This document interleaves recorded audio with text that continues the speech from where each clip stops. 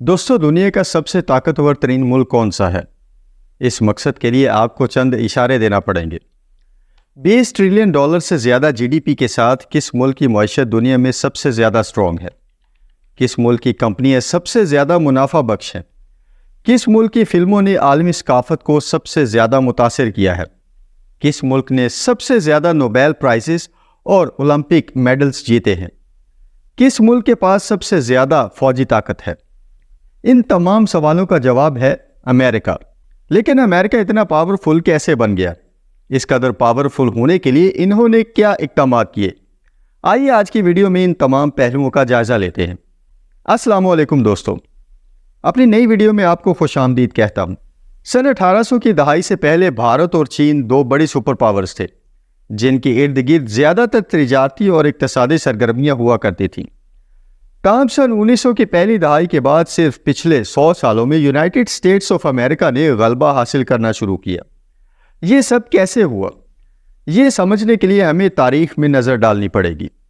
1492 میں Italian explorer Christopher Columbus نے north امریکہ کے قریب کیریبین کے کچھ جزائر دریافت کیے اور اس نے امریکہ کو یورپین سے متعارف کروایا۔ کلونیلزم کے بعد مقامی امریکی، جنہیں ریڈ انڈینز بھی کہا جاتا ہے، یہاں پر آباد ہوئے۔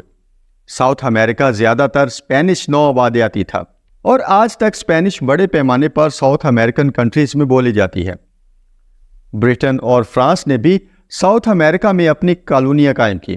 وقت گزرنے کے ساتھ ساتھ چیچک اور انفلوئنزا جیسی یورپین بیماریوں نے 80 to 90% مقامی امریکنز کا خاتمہ کر دیا کیونکہ ان میں قوت مدافع بہت کم تھی۔ 4 جولائی 1776 کو امریکی انقلابیوں نے برطانیہ سے آزادی حاصل کی اور یوں یونائٹڈ اسٹیٹس آف امریکہ نے آزادی حاصل کی۔ 1850 کے بعد عالمی سطح پر امریکہ کا عروج شروع ہوا۔ 1800 کے وسط تک امریکہ پہلے ہی ایک جمہوری ملک بن چکا تھا۔ چونکہ نئے علاقوں نے یونائٹڈ اسٹیٹس آف امریکہ میں شامل ہونے یا یورپی سلطنتوں کا حصہ رہنے پر غور شروع کر دیا تھا، بہت سے لوگوں نے اس کی جمہوری آزادیوں کی وجہ سے یونائٹڈ اسٹیٹس کا انتخاب کیا۔ فلوریڈا، ایلینوائے، اوہایو اور یہاں تک کہ ٹیکسس 1836 میں میکسیکو سے آزادی حاصل کرنے کے بعد امریکہ میں شامل ہو گئے، جس کی وجہ سے اس کی توسیع ہوئی۔ 1867 میں امریکہ نے الاسکا کو رشیا سے $7.2 ملین میں خریدا۔ 1898 میں امریکہ نے ہوائی پر قبضہ کر لیا اور پورٹریکو، گوام اور فلپائن جیسے علاقوں پر بھی قبضہ کر لیا۔ 1900 کی دہائی تک امریکہ نمایاں طور پر ترقی کر چکا تھا۔ برطانیہ، جرمنی اور فرانس جیسے یورپین ممالک کو تباہ کرنے والی عالمی جنگوں نے امریکہ کی پوزیشن کو مزید مضبوط کر دیا۔ اگرچہ امریکہ نے دونوں ورلڈ وارز میں حصہ لیا، لیکن وہ یورپین سرزمین پر لڑی گئی تھی، جس نے امریکہ کو یورپ والی تباہی سے بچا لیا۔ حقیقت میں امریکہ نے جنگ زدہ ممالک کو اسلحہ اور سامان فراہم کر کے فائدہ اٹھایا۔ 1944 میں ورلڈ وار 2 کے آخری مراحل کے دوران 44 اتحادی ممالک نے اپنی کرنسیوں کو امریکی ڈالر کے ساتھ منسلک کر دیا اور اس کے بیک اپ کے طور پر سونا رکھا گیا۔ امریکہ نے انٹرنیشنل مانیٹری فنڈ اور یونائٹڈ نیشنز جیسے اداروں کے قیام میں اہم کردار ادا کیا۔ ورلڈ وار 2 کے بعد امریکہ اور سوویت یونین دو عالمی سپر پاورز کے طور پر ابھرے، جس نے سرد جنگ کا آغاز کر دیا۔ Capitalism United States of America اور کمیونزم سوویت یونین، ان کے درمیان ایک نظریاتی جنگ نے دنیا بھر میں پراکسی وارز کو جنم دیا۔ یونائٹڈ اسٹیٹس آف امریکہ اکثر مخالف گروپوں کی حمایت کرتا تھا یا ان ممالک میں براہ راست مداخلت کرتا تھا جہاں کمیونزم اپنا اثر حاصل کر رہا تھا، جیسے کہ افغانستان، لیٹن امریکہ اور افریقن کنٹریز۔ آج امریکہ کے 70 ممالک میں 800 سے زیادہ فوجی اڈے ہیں۔ یہ عالمی فوجی موجودگی سرد جنگ کے دور کا براہ راست نتیجہ ہے۔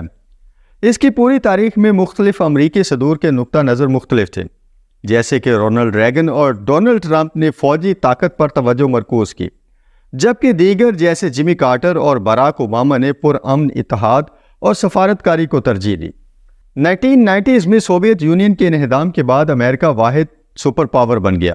تاہم ایسے اندرونی عوامل بھی تھے جنہوں نے امریکہ کی کامیابی میں اہم کردار ادا کیا، جیسے کہ ایسی پالیسیز جنہوں نے گلوبل ٹیلنٹ، کریٹیوٹی اور انوویشن کو اٹریکٹ کیا۔ البرٹ آئنسٹائن، ایلون مسک جیسے تارکین وطن کے بارے میں سوچیں جنہوں نے امریکہ میں ترقی کی۔ سپر پاور ہونے کے باوجود امریکہ کو بے شمار اندرونی چیلنجز کا سامنا ہے، جیسے کہ 2020 میں گھروں کی ملکیت کی شرح صرف 65.8% تھی، دولت کی عدم مساوات شدید ہیں، جس میں 1% لوگ ملک کی 42.5% دولت کے مالک ہیں۔ صحت کی دیکھ بھال کا نظام بہت مہنگا ہے اور طلباء کا قرض بہت زیادہ بڑھ چکا ہے۔ 2020 میں گن ہینڈلنگ کے ناکافی قوانین کی وجہ سے امریکہ میں 600 سے زیادہ بڑے پیمانے پر فائرنگ کے واقعات ہوئے، جبکہ امریکہ نے فوجی تسلط پر بہت زیادہ خرچ کیا۔